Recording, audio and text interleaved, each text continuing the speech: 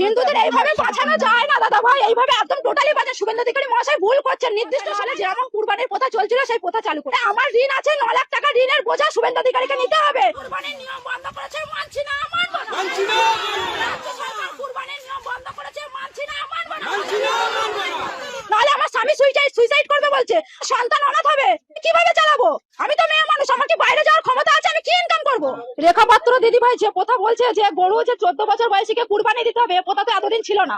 মাত্র 15 দিন ক্ষমতায় এসে আজকে নতুন নতুন নিয়ম, নতুন নতুন প্রথা চালু করছে। এই নিয়ম তো নেই, মানুষের জীবনের গ্যারান্টি নেই। তাহলে গরুর 14 বছর জীবনের গ্যারান্টি আমরা কিভাবে নেবো? কিভাবে নেবো? শুধু তো গরুকে খাওয়ালে আর গরুকে দুধ বিক্রি করলে তো আমাদের সংসার চলবে না। কুরবানির প্রথা ছিল বলে গরু তুলতাম, গরু পুষতাম। এখন যদি এই নিয়ম চালু হয় তাহলে মোদি আমাদের খাটালে গরু তুলে দিক, তারপরে আমরা সেই গরুকে মুদি খাওয়ানোর পয়সা দেবে, আমাদের দেখাশোনা করার পয়সা দেবে, তাহলে গোমাতাকে সেই 14 বছর বয়স পর্যন্ত আমরা রেখে দিতে পারবো। তার আগে গোমাতা এতদিন এই প্রথা চালু ছিল না, আমরা এই প্রথা রাখতে পারবো না। আমাদের কুরবানির প্রথা চালু করুক, নাহলে আমাদের স্বামীরা সন্তানরা সব অনাথ হয়ে যাবে, সুইসাইড করবে বলছে। এর দায় শুভেন্দু অধিকারী, রেখা পাত্র, এদেরকে নিতে হবে, নিতে হবে। সরকার বলছে যে গোমাতাকে বাঁচাচ্ছে। গোমাতাকে কিভাবে বাঁচাচ্ছে? এতদিন বাঁচায়নি কেন? এতদিন তো এই প্রথা চালু ছিল। আমাদের লাইফে আমরা এখন এরকম দেখি না, আমাদের স্বামীদের লাইফে আসেনি, আমার শ্বশুরের লাইফে ছিল না। তাহলে এখন এই প্রথা কিভাবে চালু করেছে সরকার? আমাদের নির্দিষ্ট সময় দেওয়া হোক, মানবো। সরকার এসছে, আইন মেনে নেবো, কিন্তু নির্দিষ্ট সময় না দিলে আমরা মানতে পারবো না। হাতে মাত্র 10 দিন সময় আছে, আমরা কিভাবে মানবো? এই লোন নিয়ে এই গরু পুজো কত টাকা লোন নিয়েছে? আমি প্রায়, আমার লোন আছে বন্ধন থেকে নিয়েছি 2 লাখ টাকা, স্বর্ণ জয়ন্তী গ্রুপ থেকে নিয়েছি 3 লাখ টাকা। এছাড়া আদেশ আরো মারা নিয়ে রেখেছে আমার থেকে আরো বেশি। তাহলে আমি এই লোন গুলো কিভাবে চালাবো? আরো প্লাস পার্সোনাল পরের কাছ থেকে টাকা নেওয়া আছে সুদে। আমার খাটালে মাত্র 6টা গরু আছে, 6টা গরু আছে, সেই গরুর উপরে নির্ভর আমার 9 লাখ টাকা দেনা আছে। আমার স্বামী তো বলছে সুইসাইড করবে, আমার বাচ্চা তো অনাথ হয়ে যাবে। আমি বলছি যে আমি কি করতে পারি?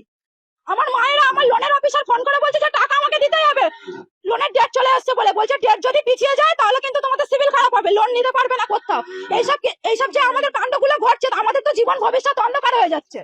আপনার কতটা গরু চাষ করেছেন? আমার 6টা গরু আছে, 2টো ছোট ছোট বাছুর আছে, 8টা গরু আছে। কি চাইছেন আপনারা? আমরা এই কুরবানির প্রথা চালু হোক, কেনা বেচা যেমন চলছিল সেইগুলো নিয়মগুলো বাদ দিয়ে কেনা বেচাটা চালু করে দিক। আমাদের গরুগুলো বেচাকেনা না হলে আমরা সুইসাইড করা ছাড়া আমাদের বাধ্যতা। বলছে যে হিন্দুদের বাঁচাচ্ছি। হিন্দুদের এইভাবে বাঁচানো যায় না দাদা ভাই, এইভাবে একদম টোটালি বাঁচা। শুভেন্দু অধিকারী মহাশয় ভুল করছেন। নির্দিষ্ট সময় দেওয়া হোক মানুষকে, নির্দিষ্ট সময়। 15 দিন ক্ষমতায় এসে এখন এগুলো হয় না, এগুলো আমরা মানতে পারছি না। তাহলে আমাদের স্বামী, আমার সন্তানের, আমাদের সংসারের দায়িত্ব নিয়ে যে লোনের, তারপরে আমার সংসারের যাবতীয় দেনাপত্র দায়িত্ব নিয়ে নিক শুভেন্দু অধিকারী মহাশয়। নাহলে যেমন কুরবানির প্রথা চলছিল সেই প্রথা চালু করে দিক। নাহলে আমার ঋণ আছে 9 লাখ টাকা, ঋণের বোঝা শুভেন্দু অধিকারীকে নিতে হবে। নাহলে আমার স্বামী সুইসাইড করবে বলছে, আমার সন্তান অনাথ হবে, আমি কিভাবে চালাবো? আমি তো মেয়ে মানুষ, আমার কি বাইরে যাওয়ার ক্ষমতা আছে? আমি কি ইনকাম করবো?